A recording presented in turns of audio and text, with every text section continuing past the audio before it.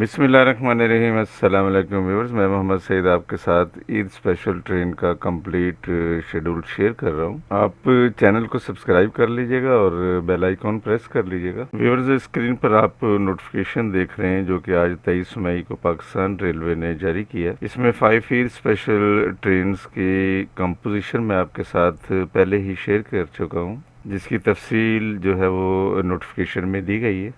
Screen पर आप Eid special trains का कंप्लीट शेड्यूल देख रहे हैं। जैसा कि फर्स्ट ईद स्पेशल 2 जून को रवाना होगी कराची कैंट स्टेशन से दोपहर 1 बजे और 3 जून को सुबह 10 बजे लाहौर रेलवे स्टेशन पहुंचेगी। दरमियान में दिए गए 8 रेलवे स्टेशन के जो स्टॉप्स हैं उनकी तफसील दी गई है अराइवल और डिपार्चर टाइम के साथ। इसी तरीके से बाकी 4 ईद स्पेशल की भी तफसील दी गई है जो कि आप स्क्रीन पर देख सकते हैं।